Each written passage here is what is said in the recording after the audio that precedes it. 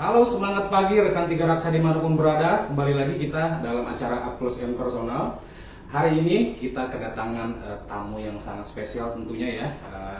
Ya ini pasti inspiratif. Siapa lagi kalau bukan Bang Wahyu Hermawan. Oke, semangat pagi Bang Wahyu Hermawan. Pagi. Boleh kasih pantun dulu nggak? Monggo silahkan. Bibir dikulum, kena bara. Selamat pagi rekan Tira. Semangat pagi rekan Tira. Betul, rekan Tira dimanapun berada. Yes. Oke. Berarti ini ditonton semua karyawan Tira ya? Betul dari Sabang sampai Merauke. Oh, ya, karena kita kan nasional ya. Jadi dan ini kita akan upload nanti di sosial media kita, baik di Instagram ataupun di YouTube channel PT Tiga Raksa Satria TBK. Nah, hari ini kita mendatangkan tamu Bang Wahyu Hermawan. Tentunya kita mau menggali ini sesuai dengan judul acara atau tema kita hari ini, Up Close and Personal. Kita mau sedikit lebih dekat nih dengan Bang Wahyu dari sisi personal dan sisi pekerjaan. Di mana dari sisi personal kita udah tahu lah dimanapun berada atau siapapun yang kenal beliau pasti nganggapnya atau kesan pertamanya beliau ini adalah orang yang asik ya, orang yang asik. Nah, dan terkait tema kita hari ini terkait MT, di mana beliau adalah salah satu jebolan MT PT Tiga Raksa Satria TBK. Nanti untuk detail perjalanannya seperti apa nanti mungkin bisa Bang Wahyu jelaskan ya. MT manajemen trainee ya. MT manajemen trainee ya. Oke. Nah, saya mau bertanya nih Bang Wahyu.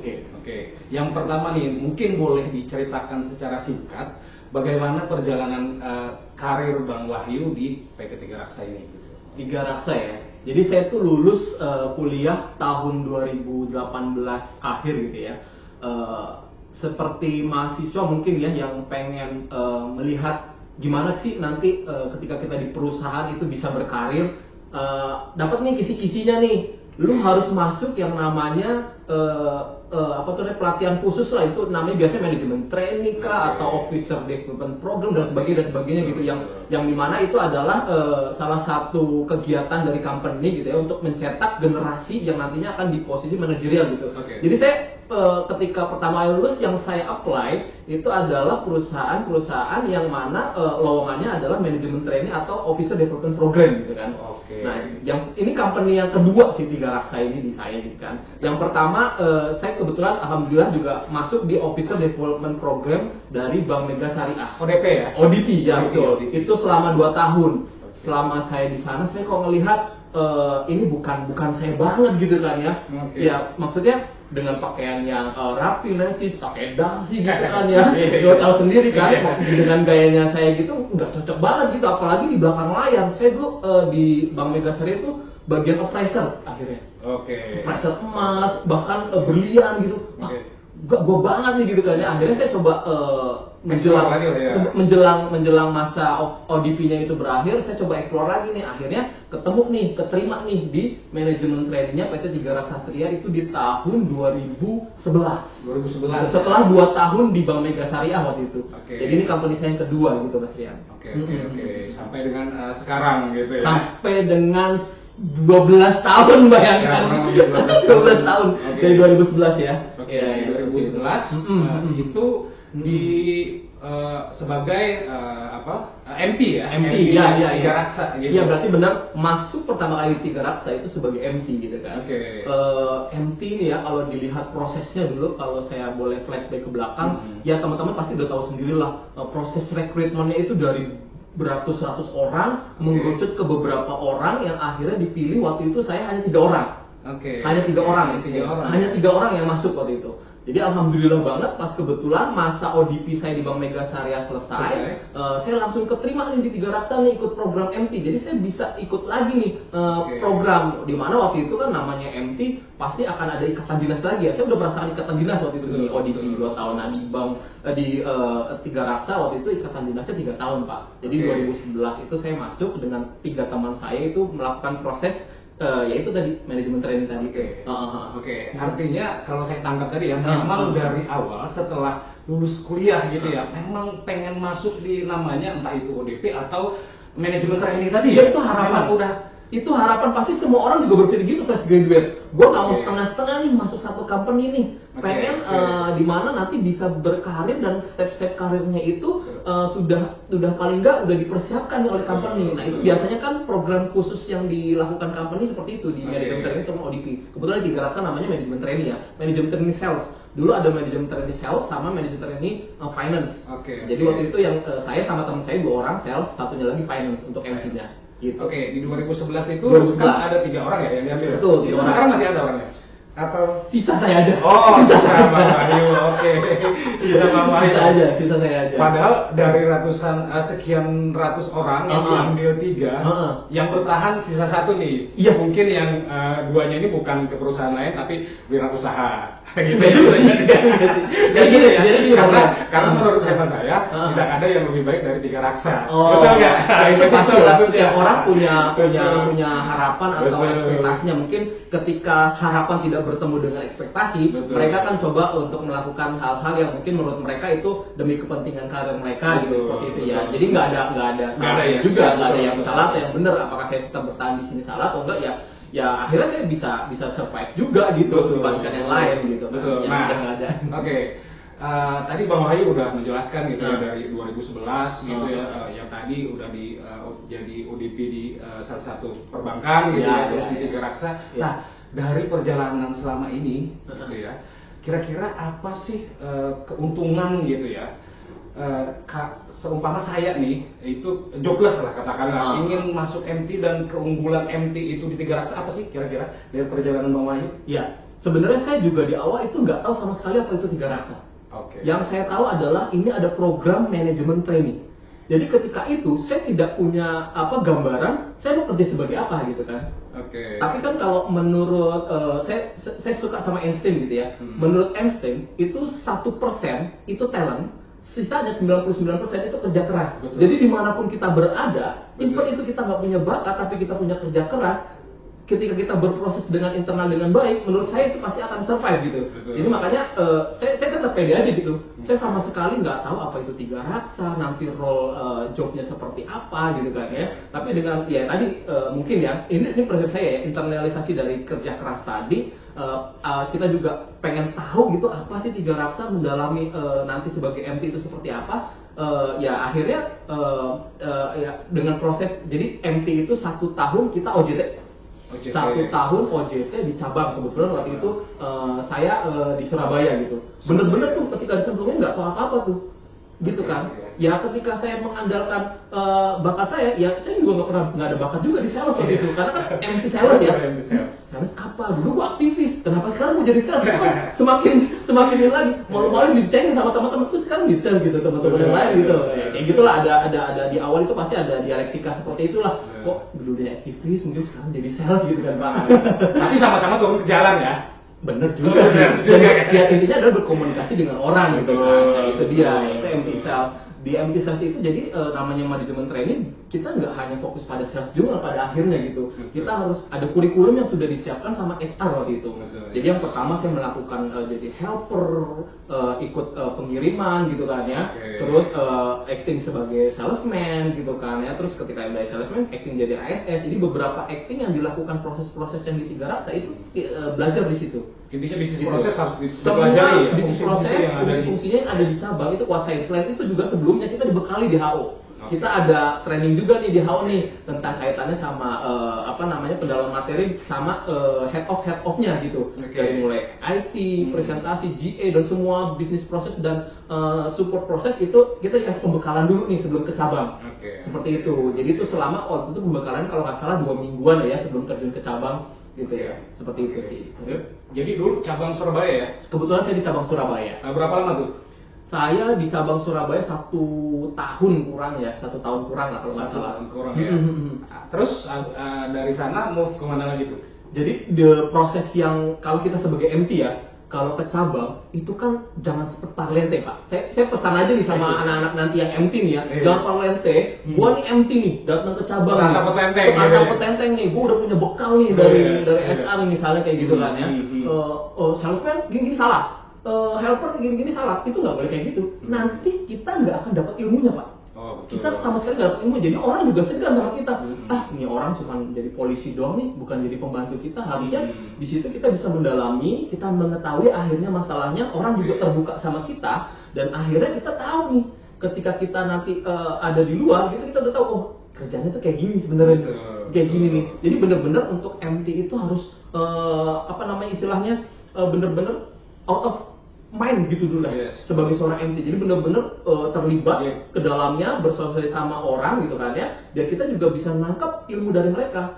Jadi helper itu juga memberikan ilmu kepada kita kan, kita nggak tahu apa-apa gitu. Walaupun even dia secara level jauh di bawah kita gitu kan ya, karena kan MT itu udah pasti jadi supervisor levelnya, jadi supervisor. Jadi gue udah supervisor nih gitu kan ya, lu helper gitu. Enggak, itu ilmunya dari situ sebenarnya. Nah, ketika kita udah tahu dari proses yang paling awal, itu berarti kita udah bisa istilahnya memulai apa yang sebelumnya kita tidak tahu gitu kan. Iya, seperti itu sih Pak. Oke. Nah, sedikit kita flashback tadi sedikit terkait bagaimana proses seleksinya dulu ya, 2011 kurang lebih tadi ya. Nah, dari yang awal mulai apply-nya via apa, terus dipanggilnya seperti apa, durasinya bagaimana, nah kira-kira masih ingat kan nih? Masih Job Street. Oh, Job Street ya. Job Street. Sampai sekarang mungkin ada play. Betul. Ini juga lagi Job Street ya. Kita lagi memang lagi open recruitment untuk MT ya. Nanti untuk detail informasinya bisa akses ya di sini ya nanti ya. Di sini nanti bisa diakses bagi teman-teman gitu. Nah, kira-kira durasi dan proses seleksinya tadi seperti apa? Saya apply waktu itu lewat Job Street gitu ya. Langsung dipanggil sama Tiga Raksa untuk ikut namanya psikotes. Pasti kan ya, psikotes standar lah. Seperti itu, melalui proses psikotes terus lulus sampai akhirnya ke user. Usernya waktu itu kalau nggak salah RSM Pak, karena kan saya MT sales gitu ya. Nah itu interview sama user RSM kalau nggak salah waktu itu, terus langsung dipanggil lagi nih. Kamu keterima di Tiga Raksa gitu kan. Sorry, sebelum user itu kita kasih presentasi dulu di BOD. Materinya apa? Materinya waktu itu saya ngambil tentang seputar waktu itu tentang distribusi lah kalau nggak salah. Itu dipersiapkan oleh diri sendiri, itu kandidat. Iya, kandidat harus udah nyiapin dulu gitu Pak. Itu sebelum kita ke lapangan ya, itu sampai ke level BOD nanti presentasi. BOD mungkin nggak tahu ya, mungkin prosesnya yang dilihat ya di BOD itu ya. Nah itu sampai ke BOD, setelah itu baru pengumuman siapa yang lolos dari presentasi BOD itu. Begitu. Kira-kira durasinya lama loh? Dari kita apply gitu ya sampai dengan kita di waktu itu saya jadi ingat ya, waktu itu saya ngambil strategi Miyamoto Musashi waktu itu. Jadi strategi penjualan lah, strategi penjualan waktu itu. Nah, mungkin dari situ kali ya ada feedback dari cocok gitu ya, karena kan kita MT sales, berarti yang kita presentasikan adalah terkait dengan sales gitu. Nah, waktu itu saya ingat banget waktu itu, jadi ingat waktu itu. Seperti itu Pak. Jadi BOD terus diterima, akhirnya kita melakukan ikatan dinas nih. Siap nggak ikatan dinas selama 2 tahun? Kalau siap, langsung sign. Selanjutnya akan ada proses, yaitu tadi dipanggil KHO, kita dapat pembekalan gitu Pak. Ikatan dinas, dan berarti posisi saat itu kan karena ikatan dinas belum boleh menikah ya? Atau gimana? Iya, jadi bocor dulu pada saya. Jadi pada saat itu, ya sebenarnya nggak boleh nikah sih Pak ya. Ya sebenarnya poin ini kan bukan melarang atau melarang menikah gitu ya, bukan di situ sebenarnya. Asal kita punya komitmen, karena kan udah di manajemen trennya itu kita dari awal lagi dan harus fokus. Belajar namanya. Ya namanya perusahaan kan ekspektasinya adalah orang tersebut bisa fokus. Ini salah satu kader kita. Kader kita, dan kita juga mempersiapkan nih dengan roles yang sangat komprehensif lah gitu. Kita udah kita nanti orang kita kasih makan bla bla bla bla gitu ya. Jadi kita udah dipersiapkan sama perusahaan. Makanya perusahaan juga punya ekspektasi yang besar terhadap beberapa kandidat yang sudah diterima sebagai MT ini. Makanya ada beberapa klausul yang mungkin tadi yang salah satunya yang belum boleh dulu untuk menikah gitu. Tapi kayaknya setelah saya nggak diterima lagi Pak kayak gitu Pak. Nggak tahu saya sendiri.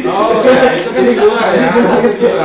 Ya poinnya sih ya komitmen tadi ya. Komitmen gitu. Nah saya tarik beberapa kesimpulan tadi ya dari seru gitu ya untuk kita sebagai karyawan ex MT lah gitu ex MT lah gitu, dan sekarang masih berkarir. Nah, kira-kira apa saja sih syarat dan keterampilan yang harus dimiliki oleh peserta program MT?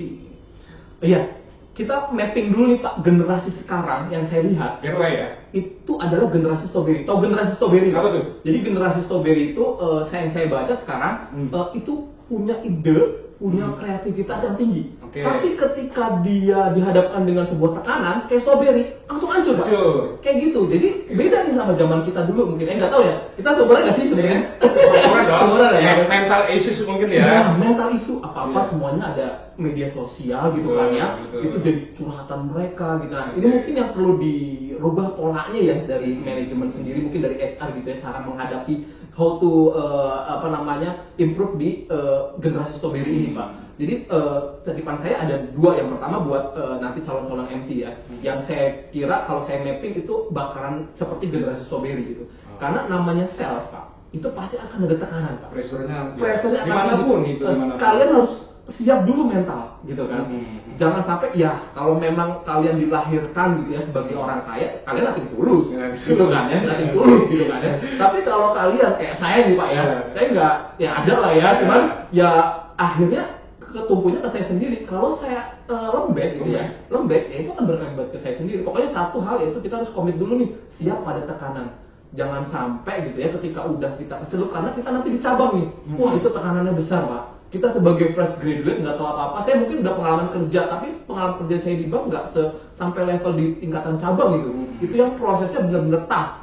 Jadi harus tambah nih Pak.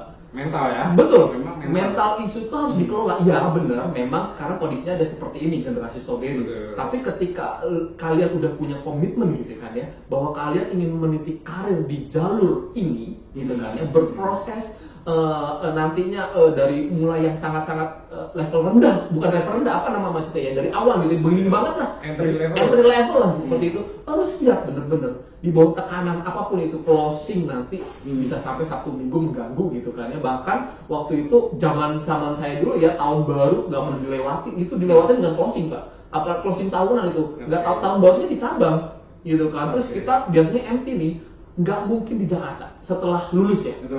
Penempatan itu akan ada di luar gitu, luar Jakarta. Itu harus disiapin mental banget, itu pasti kan pressure kan, apalagi biasanya nih orang tua sekarang itu juga orang tua strawberry Pak. Itu benar-benar yang nggak mau jauh. Dia nggak mau jauh sama anak-anak memberikan anak-anak itu privilege gitu kan. Wah, anak gua susah itu banyak pasti akan bergejolak nanti nih ketika kalian akan terlibat di proses manajemen training ini dalam diri kalian sendiri dan juga orang tua gitu kan. Nah, makanya perlu disiapin banget nih, tahan mental. Dan HR juga harus bisa ngeramu nih, gimana caranya nih mengelola generasi yang sekarang ini nih, pasti kan beda nih. Beda banget treatmentnya. Jadi benar-benar yang filternya itu benar-benar harus yang teruji tadi tuh. Pasti kan ada proses kelihatan ya, awalnya itu ya. Nah, itu jangan sampai. Biasanya kan namanya orang baru fresh grad pengen masuk kerja itu kan yang diomongin kan semuanya siap. Karena terbawa masih ada ideologi tertentu yang mungkin dalam kuliah gitu ya. Ya, karena biar mereka pengen masuk kerja dulu. Jadi siap, di tempat yang mana saya siap. Nanti pas penempatan, wah, saya nggak mau di Makassar ke Jawa. Saya maunya di ini aja di Bandung nih, nggak bisa kayak gitu. Itu harus sudah siap banget ya. Jadi dari mulai nanti calon MT-nya, dari HR-nya juga harus sama-sama siap nih. Karena generasi yang sekarang itu kalau beli-belian dalam tanda strawberry itu lembek. Artinya mental tadi ya. Mental. Dan bahkan itu untuk semua jenis pekerjaan menurut saya ya. Mental itu memang harus kita miliki nih gitu ya. Ini dalam banget coba MT yang kalian harus benar-benar dari mulai entry level terus nanti akan dilempar ke cabang, yaitu jaraknya cukup jauh, sementara ada pro kontra di keluarga misalnya gitu kan, harus bisa survive gitu. Ini sama juga mendidik kita sih nanti. Untuk mandiri. Untuk mandiri, karena pada akhirnya kita akan terlepas dari orang tua. Betul kan? Oke, jadi dulu Surabaya ya. Setelah dari Surabaya, jadi saya itu langsung kan setelah kita jadi OJT itu di cabang, kita harus siapin project. Setelah project itu siap gitu kan, kita ada mentor juga di sana, ASM-nya sebagai mentor kita, itu langsung kembali ke HO untuk presentasi project dengan BOD. Itu evaluasi ya? Presentasi projectnya Pak. Atau proses review atau gimana tuh? Lebih ke projectnya aja sih. Oh, itu kurikulum? Iya, betul. Karena projectnya itu nanti yang dipresentasikan lulus atau tidaknya kita gitu. Nanti yang menilai adalah BOD-nya. Jadi ketika itu presentasi BOD, dulu saya 3 orang teman saya paling cepat setengah jam, teman saya kok lama banget. Aduh, ini apa nggak tertarik dengan project saya atau bagaimana gitu kan? Teman saya itu lama banget. Jadi kayaknya nggak ngaruh juga mau cepat atau lambat. Yang penting kita intinya di project itu adalah proses, bukan output. Jadi bagaimana nanti kita bisa melalui prosesnya itu, oke, outputnya bagus itu hadiah lah, gitu, bagus karena kita mungkin dapat salah satunya. Yang penting prosesnya dulu nih kita buatin. Misalnya kita membuat proyeknya itu nggak usah muluk-muluk, itu yang menghasilkan kontribusi terbesar yang itu buat cabang itu ngefek, nggak usah kayak gitu Pak. Jadi benar-benar yang menurut kita itu prosesnya udah kita jalanin secara sales ada improvement gitu kan, ada gap, ada improvement. Outputnya kelihatan bagus, juga kan, itu applicable, benar. Nah setelah itu lulus nih, alhamdulillah nih lulus. Saya penempatan sebagai ASS. Biasanya kalau sales itu sebagai ASS, kalau misalnya finance itu sebagai OTC. Kalau logistik biasanya itu di CW. Gitu. Jadi ini ada MT3 biasanya di Raksa ya. Nah kebetulan saya sales, jadi saya ASS. Waktu itu saya alhamdulillah penempatannya nggak jauh. Karena alhamdulillah company baik banget Pak. Karena saya udah menikah kan Pak. Oh iya. Saya ditempatin di Sukabumi. Istri di mana tuh? Istri di rumah tinggal. Itu maksudnya di Jakarta? Di Jakarta. Oke, di Jakarta. Artinya Sukabumi Jakarta darat masih jauh lah. Iya. Nggak terlalu jauh lah. Darat masih oke. Darat masih oke lah. Alhamdulillah nih masih. Jadi benar-benar company ini memberikan dari awal udah kasih saya sesuatu yang bagus banget nih Pak lah. Ya salah satu hal kenapa saya masih ada di sini. Oke, setelah di Sukabumi tadi. Salah saya Sukabumi kebetulan ada kebutuhan di trade marketing 1 tahun. TM ya? Ya, jadi 1 tahun di Sukabumi saya sebagai ASS langsung tarik ke trade marketing gitu kan di head office gitu. Dulu berarti HOP siapa? Waktu itu Pak Adi Rahmat, alhamdulillah sekarang udah sampai pensiun di Tiga Raksa gitu ya. Pak Adi Rahmat dulu dari trade marketing, saya paling junior sendiri karena baru ditarik di area gitu. Teman saya juga kebetulan waktu itu di Pekanbaru ditarik juga, tapi sebagai PI. Nah saya jadi TM, teman saya jadi PI. Jadi setelah dari cabang ada kemungkinan bisa jadi PI atau TM biasanya kayak gitu. Ada PI sama TM gitu sih. Karena kebutuhannya di HO yang sesuai dengan MT itu 2 jalur itu, 2 divisi itu. Ke TM head office tadi berarti kurang lebih di tahun 2014. Di 2011, 2012, 13. Iya 13 berarti. 13, 14, 13 gitu ya. Berapa lama tuh di TM? Di TM 1 tahun, jadi ASS 1 tahun, TM 1 tahun, ada kebutuhan di PI nih waktu itu. Nah akhirnya saya ditarik PI. Memang PI yang paling lama, sampai dengan 4 tahun. Waktu itu PI 4 tahun. Jadi di PI 4 tahun, terus 2019 saya ingat, itu saya ditawarin ke KAM. Key Account Manager. Setahun lagi, setelah 2020 balik lagi ke HO lagi jadi PI lagi Pak. Gitu, itu perjalanan singkatnya lah. Nah, mungkin ini sedikit yang terakhir ya untuk Bang Wahyu. Kira-kira harapan apa nih untuk TRS kita ke depannya nih? Karena program ini kan lumayan menjanjikan lah ya, dan bagus untuk para kandidat di luar sana nih. Kira-kira apa nih harapan Bang Wahyu nih? Ya, jadi kalau masuk MT itu udah susah Pak. Itu masuk MT itu udah susah banget itu kan. Kalian harus melewati beberapa proses interview, tes, proses gitu ya. Jadi jangan disia-siakan nih proses yang udah kita lalui nih. Company juga udah ngasih kita waktu dan kesempatan untuk belajar. Itu yang sama sekali tidak didapatkan kalau kita nggak MT gitu. Jadi ya ada proses belajar gitu. Jadi harapannya adalah kalau kita cocok sama culture company, mungkin kita bisa bertahan. Tapi culture company itu kan dibentuk dari diri kita sendiri. Betul. Dari diri kita sendiri. Yang namanya kerjaan pasti ada pressure-nya. Ada tekanan, ada ekspektasi gitu kan. Gimana kita bisa combine dengan diri kita, itu penting banget Pak.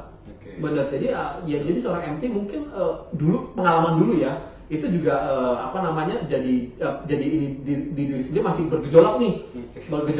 Wah MT Tiga Raksa cocok nggak ya? Apakah Tiga Raksa jadi pelabuhan terakhir saya gitu kan ya. Jadi pelabuhan itu ada proses internalisasi lah namanya, apalagi sekarang generasi strawberry itu yang tadi saya bilang itu dibutuhkan kok begini banget sih ya Tiga Raksa ya, di cabang begini di awal parah lagi nih nanti nih. Jadi udah MT ya kalau bisa ya udah siap dulu mental di awal gitu kan ya. Nanti ketika terjun sebagai karyawan Tiga Raksa, itu company kalau menurut saya nih Pak, pengalaman sejarah saya gitu di Tiga Raksa, itu tidak akan menyusahkan kalian selama kalian tidak punya pikiran susah di kepala kalian sendiri. Dan tentunya memberikan kontribusi ya. Kontribusi itu kontribusi. penting. Kontribusi itu penting. Kontribusi sangat penting. Jadi ya harapan saya ini lagi momen mau ada MT lagi ya. Betul. Emang butuh sih di Tiga Raksa ini. Kelihatan banget Pak. Dan kalian gak usah takut. Sampai level GM itu udah ada MT. Udah ada MT. Betul. GM senior level itu MT bisa sampai level itu. Itu bahkan ada beberapa MT yang balik ke Tiga Raksa lagi. Karena ketika dia coba di luar mungkin ya. Di rumput tetangga gitu. Kangen. Dan kangennya itu ternyata dilema juga loh, hati-hati loh. Bisa juga diterima lagi, bisa enggak, itu enggak secara otomatis ini. Betul. Jadi memang kalau MT kalian memang udah dipersiapkan nih step-stepnya nih sama HRD. Kalau nggak salah itu sampai ke level, nanti ada satu titik gitu kan, kalian disiapkan sampai lanjut ke situ Pak. Nanti setelahnya itu adalah bagian dari kontribusi kalian. Gitu. Jadi memang sayang juga kan kalau MT itu emang udah dipersiapkan posisi manajerial itu nggak dapat apa-apa. Ya itu tergantung lagi kontribusinya nanti. Jadi MT pasti setiap MT nggak usah khawatir, MT Tiga Raksa itu bersaing secara benefit. Kompetitif lah ya. Kompetitif ya. banget, apalagi fresh graduate gitu kan, kompetitif lah. Kalau nggak percaya ya coba aja. Iya. Kita juga bisa ini secara umum ya. Di Tiga Raksa culture kita juga sangat menyenangkan lah gitu ya. Iya. Sangat menyenangkan lah. Walaupun itu relatif ya. Setiap orang bisa punya sudut pandang berbeda, tapi kita melihat dari beberapa bintang tamu kita yang undang ke sini lah gitu atau teman-teman kita coba. Dan saya lihat di Tiga Raksa ini pun masa kerja lama-lama. Betul sekali. Bahkan saya menemukan ada beliau kebetulan saya pernah ikut tandem ke lapangan naik motor. Ini level salesman. Betul. Level salesman. Level salesman gitu ya. Nah, beliau pensiun di level salesman. Jadi Tiga Raksa banget nggak kebentuk ketika lo jadi MT. Ketika lo non MT juga bisa Tiga Raksa banget. Karena apa? Karena kultur yang sangat betul, culture-nya sangat kekeluargaan banget, tapi tetap profesional. Tetap profesional ya, itu pasti. Itu karena jadi sesuai juga KPI kita. Betul, dimanapun ya KPI pasti sudah ada gitu dan memang target prestasi itu. Tapi balik lagi, Tiga Raksa sangat mengapresiasi terhadap proses-proses atau kontribusi yang kita berikan ke perusahaan gitu ya. Jadi kita internal fairness sangat terjaga menurut saya pribadi nih, dan dari beberapa narasumber yang kita gali di sini.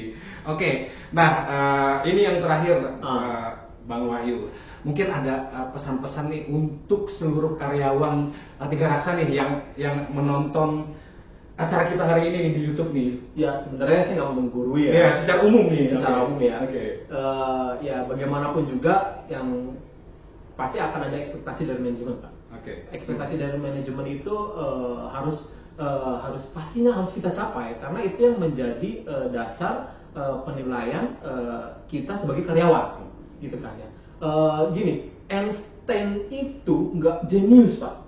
Einstein itu nggak jenius sebenarnya orangnya. Karena tadi dia juga udah bilang di awal yang saya tadi sempat mention, 1% bakat, sisanya 99% adalah kerja keras, usaha lah gitu. Dan usaha. Dia juga bilang, ketika saya tidak punya bakat, maka yang harus saya lakukan adalah kerja keras dan ingin mencari tahu apa yang perlu saya tahu.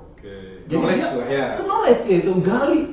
Kalau misalnya nggak bisa gitu kan ya, jangan itu terpaku pada satu hal yang ini udah nggak bisa, gitu kan. Perusahaan ini dinamis ketika setiap karyawannya itu mempunyai pola pikir futuristik. Bisa, pasti bisa. Gitu aja sih. Harapannya adalah ya itu tadi KPI depan mata berat, wah ini historicalnya aja 5, kenapa targetnya 10 Pak? Aduh, ini udah bakalan ini udah terpatih di sini nggak bisa. Udah mindset.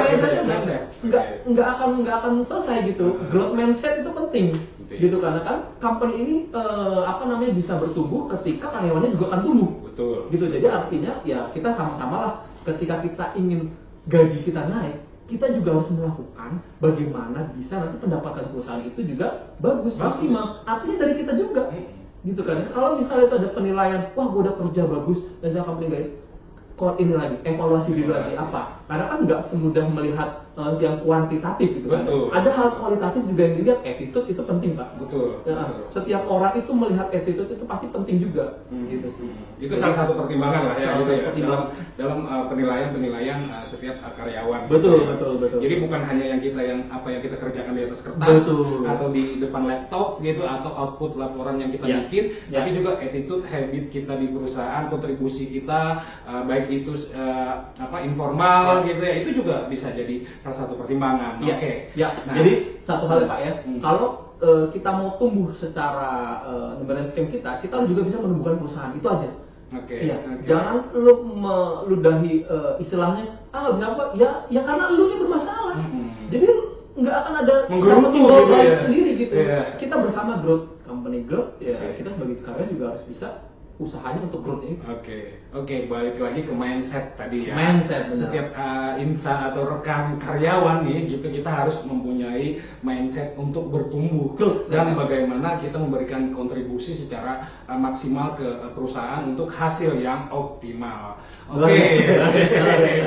Oke, acara hari ini kita sudahi. Terima kasih banyak.